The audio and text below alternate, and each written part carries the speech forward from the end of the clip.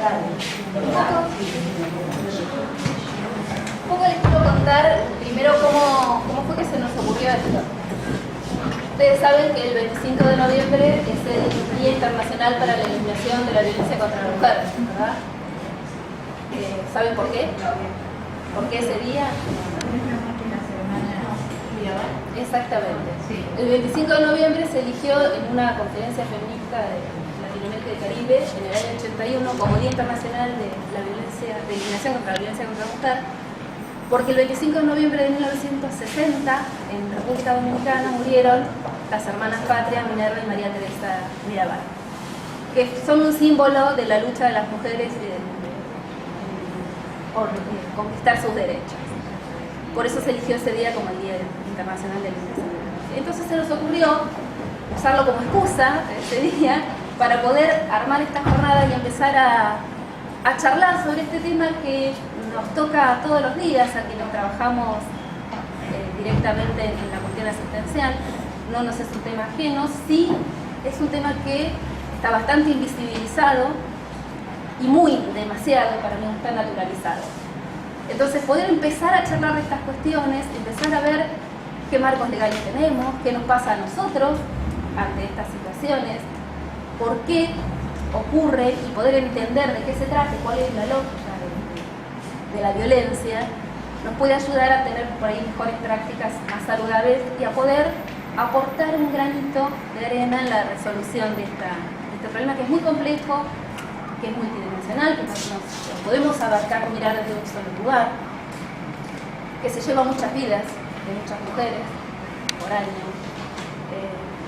Se me ocurrió empezar a buscar información y la verdad es que no hay mucha. Pero sí encontré información sobre femicidios de la Casa del Encuentro, que es una ONG que trabaja sobre el tema de violencia, y que todos los años emiten un documento con la cantidad de femicidios que ocurren en Argentina. Ellos estiman que en los últimos 5 años muere una mujer víctima de violencia de género cada 35 horas. Cada 35 horas. Las cifras que ellos tienen me las anoté porque realmente son alarmantes. En el año 2008 hubo 208 femicidios, muertes de mujeres por el solo hecho de ser mujeres. En el año 2009, 231.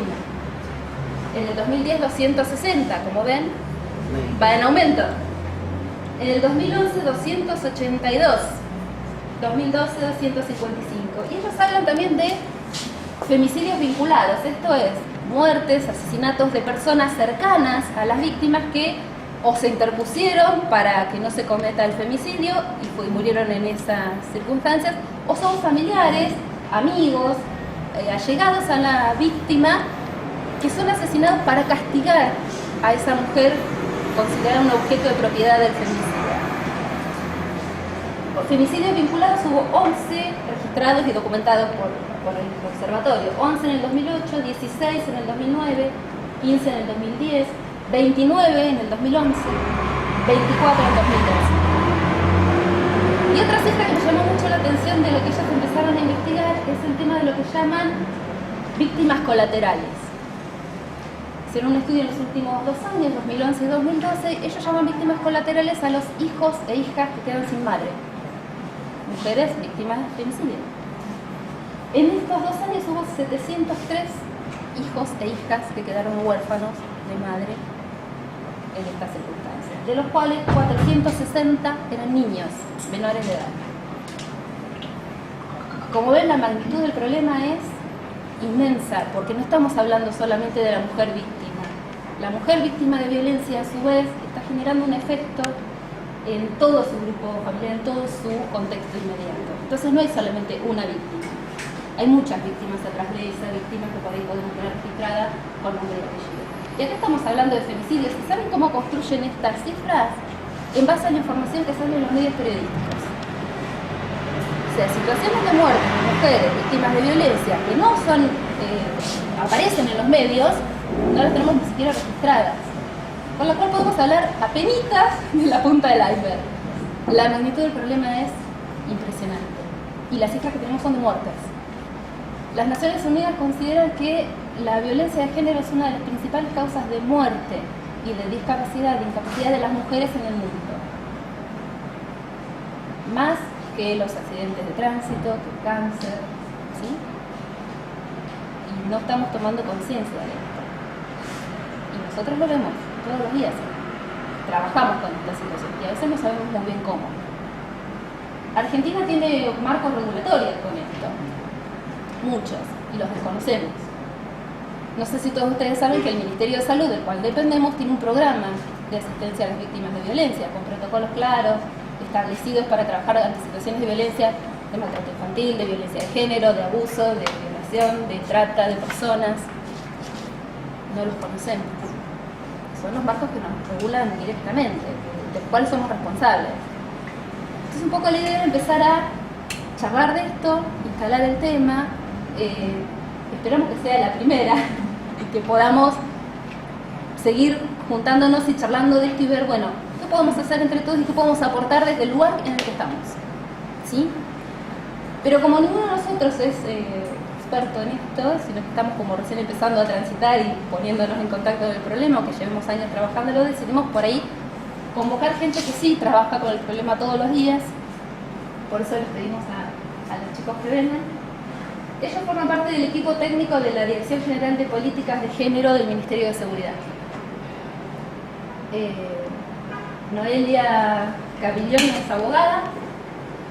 Le pedimos que nos hable un poco de esto del marco legal, de la legislación actual vigente. Silvana Rano es trabajadora social. Le pedimos que nos cuente un poco el camino que hace una víctima de violencia en cuanto decide hacer la denuncia, en cuanto decide contar lo que le está pasando. Y por último a Diego Núñez, que es psicólogo también del equipo técnico, le pedimos que nos hable un poquito del impacto de la asistencia a las víctimas, del impacto de la víctima, que tiene la víctima al exponer su situación, y de lo que nos produce a nosotros, trabajadores de la salud, el ponernos en contacto con esta problemática. Así que bueno, la primera mesa está a cargo de ellos. Yo los dejo. Sin micrófono. Bueno, yo soy abogada, trabajo con mis compañeros en el equipo técnico de la comisaría. Dependemos de la Dirección de Políticas de Género del Ministerio de Seguridad y tenemos asiento en la comisaría de la mujer. Lo que nosotros hacemos, para una introducción, es un primer asesoramiento, una primera contención de la víctima y después lo derivamos. No hacemos ni tratamiento, en el caso del licenciado, ni seguimiento, salvo en algunos casos, y yo, por ejemplo, patrocino a la víctima. No puedo hacer ninguna presentación judicial, pero la guiamos no solamente a la víctima, sino que muchas veces también recibimos consultas de docentes o personal de alguna escuela o de salud que quiera asesorar. Yo preparé el PowerPoint para empezar a hablar de la violencia contra las mujeres. Primero, lo fundamental de la violencia contra las mujeres es entenderlo como una violación de los derechos humanos. Esto que hoy por ahí lo decimos así tan abiertamente costó mucho, porque los derechos humanos fueron humanos, en realidad contemplaban una generalidad que en principio no contemplaba a las mujeres. La Declaración de los Derechos Humanos del Hombre y del Ciudadano no contemplaba a la mujer en muchísimas circunstancias. Por ejemplo, no era considerada ciudadana, porque por ejemplo no votaba. Esto que parece algo tan elemental llevó muchos años. Incluso hay una Declaración de Derechos del Hombre, Derechos Humanos de la Mujer, porque realmente no estaba contemplada. Esto, por la lucha de varias asociaciones feministas, se llevó a poner en la agenda internacional el tema de la violencia contra las mujeres. Y se empezaron a dictar convenciones específicas. La Argentina ratificó dos específicas, que son la Convención Interamericana para prevenir, erradicar y sancionar la violencia contra la mujer, que es conocida como la Convención de Belén do Pará, por el lugar en el que se firmó, y la CEDAW, que es la Convención contra la Discriminación de la Mujer, que habla de la violencia contra la mujer y entiende la discriminación como una forma de violencia. De la Ley 26485, esta es la Ley Nacional de Protección Integral de las Mujeres. El nombre es muy largo, por eso lo digo así, Protección Integral. Es una ley nacional que es de aplicación en todo el país. No necesita que la provincia lo tome porque es de orden público, lo cual significa que hay que aplicarla directamente. Todo lo que sea cuestión de fondo, después hay una cuestión de procedimiento que sí lo tienen que hacer las provincias, pero no está reglamentado, sí está reglamentado. Esa es la 26585, que es de violencia integral contra las mujeres. Después tenemos la 12569, que es la ley de violencia intrafamiliar, que habla de una de las formas de violencia, que es la violencia doméstica, y que no es una ley de género, es una ley que contempla todos los tipos de violencia familiar, donde la mujer es víctima y donde cualquier familiar es víctima, no necesariamente la mujer. Y tomo esta definición porque es la más completa. Está tomada de la Convención de Belén do Pará, que la Argentina hace exactamente la misma y la pone en una ley nacional. Y la leo: es toda conducta u omisión que de manera directa o indirecta, tanto en el ámbito público como en el privado, basado en una relación desigual de poder, afecte su vida, libertad, dignidad, integridad física, psicológica, sexual, económica o patrimonial, como así también su seguridad personal. De esta definición me parece importante hacer hincapié en dos cuestiones. Primero, que es toda conducta u omisión, es decir, un hacer y un no hacer, o no cumplir con un deber legal, también implica violencia. Por ejemplo, ahora lo vamos a ver porque vamos a ver específicamente la violencia obstétrica. Por ejemplo, no informar a la paciente de los derechos que tiene, de las distintas posibilidades que tiene para elegir, es una violación de los derechos de la mujer, porque es una omisión. En el ámbito público como en el privado, eso también es importante, eso es porque siempre se trató la violencia contra la mujer como algo privado, reservado solamente a lo que es la violencia doméstica. De hecho, la palabra doméstica habla del espacio donde se produce la violencia, cuando en realidad no es solamente en su casa, porque de hecho contempla en pareja, novios. Y esto es basado en una relación desigual de poder. Esta relación desigual de poder no hay que tomarlo como una desigual entre pares, sino que es una relación estructural, una estructura de poder construida social, históricamente y culturalmente, en donde la mujer es colocada en una posición inferior con respecto al hombre. Esto es estructural, no es una relación entre pares, porque si no, por ejemplo, en laboral, la violencia laboral, se cree que la violencia contra la mujer es solamente cuando el jefe acosa a la mujer, y sin embargo puede ser un par, puede ser un compañero, no necesariamente tiene que abusar de una posición de poder en esa relación, sino que eso viene dado por la estructura social que coloca a la mujer en una posición de inferioridad. Y de la misma definición surgen los tipos: física, psicológica, sexual, económica y simbólica.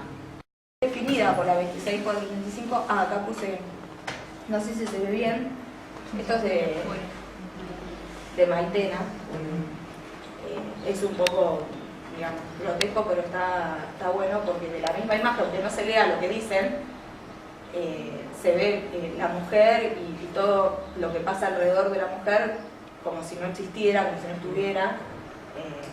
Me pareció como para empezar, estaba bueno. Está bueno. La 26485 define la violencia obstétrica como aquella que ejerce el profesional de la salud sobre el cuerpo y los procesos reproductivos de las mujeres, expresada en un trato deshumanizado, un abuso de medicalización y patologización de los procesos naturales. Conforme a la 25929 y remite directamente a la Ley de Violencia Obstétrica Nacional, que es la 25929. Esta Ley de Violencia Obstétrica, la 25, está dividida en tres partes. Primero habla de los derechos de la mujer, después habla de los derechos del recién nacido y el derecho de los padres en caso de que el recién nacido esté en situación de riesgo. Independientemente que ahora vamos a ver qué información es, qué tipo de información y cómo transmite esa información. La información tiene que ser primero detallada y después tiene que ser eficaz, en el sentido de que el que le está recepcionando entienda de lo que le están diciendo. A veces los profesionales nos cuesta mucho, tenemos un lenguaje técnico muy específico y nos cuesta darnos cuenta que quizás el otro no entiende nada de lo que le estamos diciendo. Y si nosotros no le informamos bien, en realidad no le estamos informando. Y el no informar implica que no va a poder elegir porque en realidad no está debidamente informada para hacer esto. Entonces esa información tiene que tener en cuenta estas cuestiones que cuesta, porque en realidad nosotros nos formamos más para hablar con colegas que con la gente, pero hay que tener en cuenta eso. Y la ley habla específicamente en qué etapas en toda la etapa, en el trabajo, en el embarazo, trabajo de parto y posparto. Derecho a saber sobre las distintas intervenciones que pudiera tener lugar para elegir libremente, cuando existieran distintas alternativas, sobre la evolución del parto, estado de salud de su hija o hijo, y hacer partícipe de las diferentes actuaciones profesionales, y hacer informar sobre los cuidados de sí misma y de su hijo o hija. Para el parto natural, respetuoso de los tiempos biológicos y psicológicos, evitando prácticas invasivas y suministro de medicación. Estadísticamente, los partos por cesárea son muy altos en comparación con los partos naturales, y se cree que no necesariamente responden a una cuestión de elección de la paciente, sino muchas veces de elección del médico. Como siempre hay que tener en cuenta que el paciente no corre riesgo, eso seguro, el paciente y el bebé, la persona con nacer. Ninguna de las dos, ante el caso de la violación. Eso es un error en las leyes que no prevén sanciones.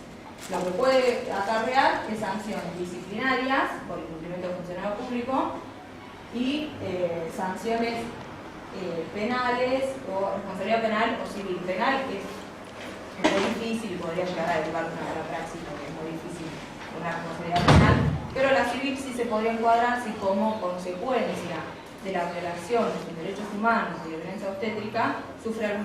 Intentamos desde el gabinete, cuando llega a la comisaría la mujer, hacer la denuncia, tratar de orientarla, porque la mayoría de las veces esta mujer que llega, con ustedes que están en la trinchera, llega muy confundida, con muchas dudas, sabe que por ahí o le dijeron, por lo general hoy lo que hablamos con ella, por lo general te dicen que no, vos tenés que hacer la denuncia. Entonces hay como una sobredimensión de lo que es la denuncia, sobredimensión de lo que es la comisaría, como si fuera el cuco. ¿Cómo voy a ir a la comisaría a denunciar a mi pareja? Por lo general estamos hablando de una pareja, ya sea dentro de un matrimonio, de uniones de hecho, pero estas cuestiones ya implica todo un tema, porque está todo muy naturalizado y con razón en muchas ocasiones, y no, porque hay lugares especializados que tienen que ver con la violencia de género, que son las comisarías de la mujer. Se brinda, se trató de brindar a la mujer cuando se creó la ley, se creó en el 2001, incluso las comisarías se crean antes de que exista la ley de violencia familiar, porque antes, si ustedes recuerdan, existían las exposiciones, o sea, para casos más que nada de violencia psicológica. O sea, no estaba tipificado, no se sabía cómo transcribirlo en un acta cuando venía una persona, más allá de quizás ustedes dirán, no, la mala voluntad, no se quería trabajar esto, quizás porque hay mucho de eso, de la naturalización del tema y de realidad. La realidad es que por ahí se abordaba desde un lugar, desde la exposición civil, que la exposición civil queda ahí. La exposición civil no sirve. Es más, todavía por ahí algunas mujeres vienen y dicen, ¿puedo hacer una exposición? Quiero dejar sentado. No hay manera. La violencia es una denuncia. Hoy en día está configurado está en un marco legal, tiene su marco jurídico que nace de la necesidad de regular estas relaciones conflictivas que a raíz del ministerio de los años 90 se empieza a implementar la necesidad de establecer una ley por el tema, por lo menos en la Argentina, ¿no? Del desempleo. ¿Por qué? Porque esto tradicionalmente nace, esto era del mundo privado. Lo que pasaba internamente en una casa, pasaba dentro de las paredes de una casa y quedaba ahí, ¿no? Estamos todavía educados así, ¿no? Generaciones que venimos, lo saben muy bien, que lo que pasaba dentro de una familia quedaba a puertas cerradas, hay un montón de prejuicios que tienen que ver con un modelo paternalista y un modelo totalmente patriarcal, que aún, así con todo el recorrido, falta muchísimo. Falta muchísimo. Hay una realidad que el poder que se da en la relación entre hombre y mujer es muy desigual, sigue siendo muy desigual. ¿Por qué? Porque tradicionalmente, basándonos en este modelo patriarcal, yo no me quiero detener mucho, pero me parece que es importante detenernos en estos conceptos, ¿no? Primero, que la violencia familiar hoy en día no se trata como un tema sexista, fundamental que más de uno debe saber, pero ¿por qué se habla de una perspectiva de género la violencia familiar? No es simplemente, yo estoy hablando del género femenino, porque obviamente la estadística así lo marca, que los sectores más vulnerables siguen siendo las mujeres, los niños, las niñas, los ancianos y los discapacitados. Pero cuando hay violencia, esta desigualdad de poder generada por este modelo patriarcal, esta desigualdad generó un abuso de poder que es inadmisible hoy en día. Porque yo creo que en los años 90 se vio muy claro, cuando empieza el desempleo en la Argentina, la mujer tiene que salir a trabajar. Y ahí empieza a visibilizar su problema en realidad. Porque es un tema totalmente invisibilizado aún en estos tiempos. Porque mucha mujer, o muchos hombres también, porque hay hombres también maltratados, que tienen mucho sentimiento de culpa, de miedo, porque esto es lo que genera. Lo principal que tenemos que tener en cuenta cuando hay violencia, que los sentimientos que le pasan a esas personas que están violentadas, sienten mucha vergüenza, mucho miedo, un miedo quizás exacerbado, pero el hombre es común, es parte del ser humano, el miedo. Pero acá en este caso se potencia más con las amenazas, con las intimidaciones, y la culpa es la vergüenza.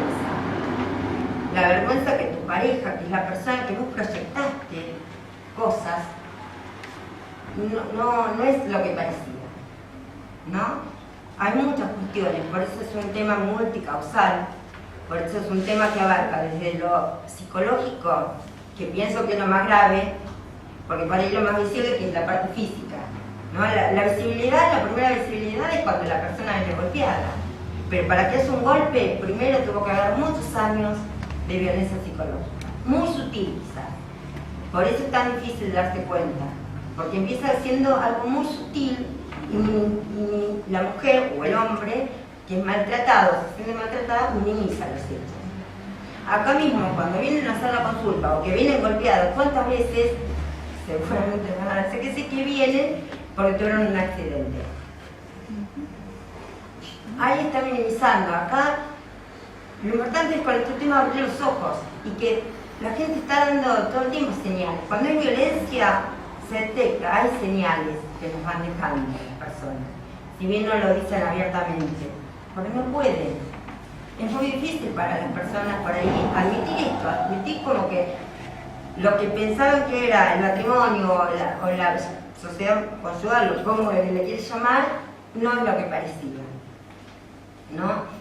Y esto tiene mucho que ver, este hecho, para mí el desempleo fue como un quiebre, porque la mujer al salir a trabajar se empezó a ver que no era un problema privado, era un problema público.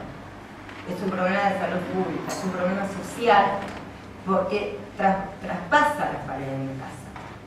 Te trae problemas, consecuencias laborales, porque la mujer se ausenta de la casa, empieza el trabajo, si trabaja, empiezan toda una serie de problemas que hasta bien a la salud, ni hablar, pero es muy común que vengan y digan, tuve un accidente. Ustedes lo saben bien. Lo que pasa es que por ahí también, cuando una persona viene así, no es muy por ahí recomendable, al menos yo trato de evitar mandarla a confrontarla. Lo mejor siempre es que ella nos cuente lo que nos pase. Esto se logra en la relación entre usted paciente profesional, ¿no? En nuestro caso, usuario, cliente, como denunciante, en nuestro caso que vienen a la comisaría.